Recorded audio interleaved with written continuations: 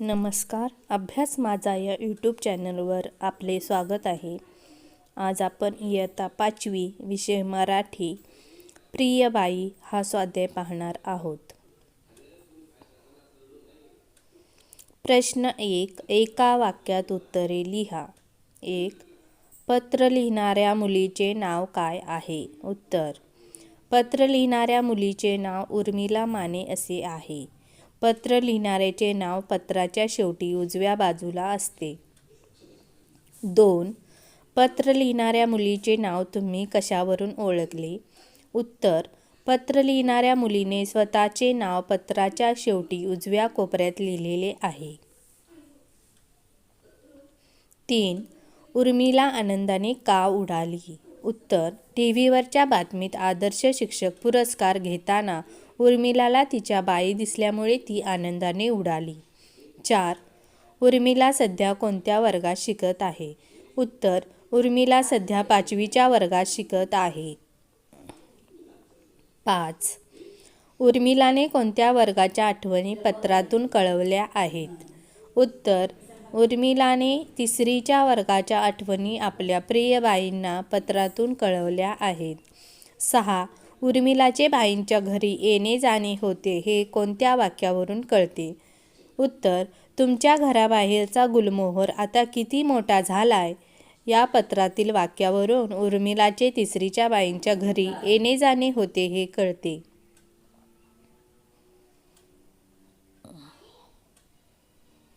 प्रश्न 2. पुढील प्रश्नांची 4-5 वाक्यात उत्तरे लिहा. 1. उर्मिलाच्या आजोबांनी कोणता सल्ला दिला? का दिला? उत्तर.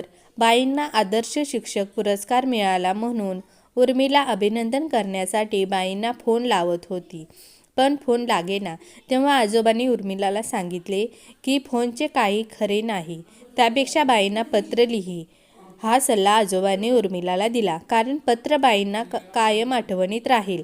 पत्राचे वाचन आपण केव्हाही करू शकतो. फोनपेक्षा पत्र हे दीर्घकाळ स्मरणात राहते. 2. 5वीत आल्यापासून उर्मिलाच्या कोणकोणत्या गोष्टीत बदल झाला? उत्तर. 5वीच्या अगोदर उर्मिलाला शाळेत सोडायला जावे लागत होते. मात्र 5वीत आल्यापासून उर्मिला शाळेत एकटीच चालत जाऊ लागली. तिला एकदम आपण मोठे झालो आहोत असे वाटू लागले. 5वीत गेल्यापासून उर्मिला अभ्यास तर करतेच, तसेच भरपूर मैदानावर खेळतेही. ती दररोज संध्याकाळी जवळजवळ 2 तास मैदानावर खेळते. 5वीत आल्यापासून हा बदल उर्मिलात झाला.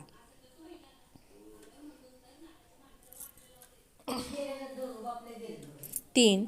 उर्मिलाने पत्रात कोणकोणत्या गोष्टींचा उल्लेख केला आहे? उत्तर.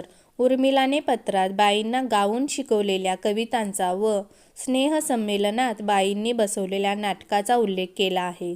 तसेच बाईंनी सहलीला घेतलेल्या भन्नाट खेळांचा उल्लेख केला आहे. उर्मिलाने पत्रात बाईंच्या घराबाहेरचा गुलमोहराचा झाडाचा उल्लेख केला आहे. तसेच स्वाती, जय व सलमा या मित्रमैत्रिणींचा उल्लेख केला आहे. 5वीत आपल्यात कोणकोणते बदल झाले आहेत इत्यादी गोष्टींचा उल्लेख उर्मिलाने बाईंना लिहिलेल्या पत्रात केला आहे. सर्वनाम. नामाबद्दल येणाऱ्या शब्दाला सर्वनाम म्हणतात. वाक्यामध्ये पुन्हा पुन्हा नामाची पुनरावृत्ती न करता त्याऐवजी वेगवेगळे शब्द वापरले जातात त्यांना आपण सर्वनाम म्हणतो. सर्वनामांचा वापर आपण दैनंदिन व्यवहारांमध्ये नेहमी करतो. खाली काही सर्वनामावर आधारित प्रश्न व त्यांची उत्तरे दिली आहेत, जी आपल्याला सर्वनाम समजून घ्यायला मदत करतील. प्रश्न 4. पुढील वाक्य वाचा. त्याखालील वाक्यात पिशवीऐवजी योग्य सर्वनामे वापरून वाक्य लिहा. पिशवी खूप सुंदर होती. 1. पिशवीचा रंग गुलाबी होता. तिचा रंग गुलाबी होता. 2. पिशवीत खूप वस्तू ठेवता येत होत्या. तिच्यात खूप वस्तू ठेवता येत होत्या. 3. पिशवीला काचामणी लावलेले होते.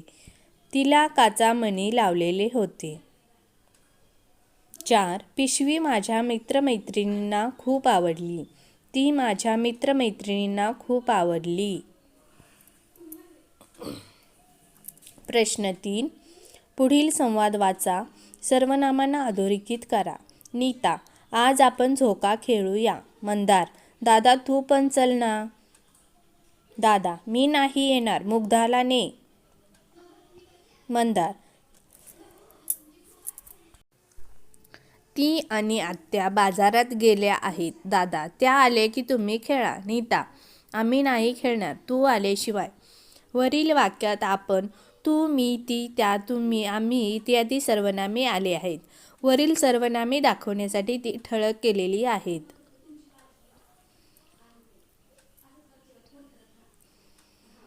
ती माझ्या मैत्रिणींना खूप आवडली. या ठिकाणी आपल्याला पिशवी या नामाबद्दल प्रत्येक वाक्यात वेगवेगळी सर्वनामे आलेली पाहावयास दिसत आहेत. पहिल्या वाक्यात पिशवीबद्दल तिचा, दुसऱ्या वाक्यात तिच्या, तर तिसऱ्या वाक्यामध्ये तिला आणि चौथ्या वाक्यामध्ये ती अशी सर्वनामे आलेली आहेत.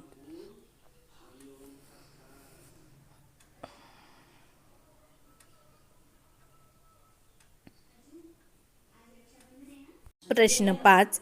पुढील वाक्यातील गाळलेल्या जागी कंसातील योग्य सर्वनाम लिहा. 1. आपण बाजारातून भाजी आणूया. 2. आईने जेवायला काय केले आहे. 3. कर्ण दानशूर होता, तो दररोज दान द्यायचा. 4. ताईने तिच्या मैत्रिणींसाठी स्वयंपाक केला.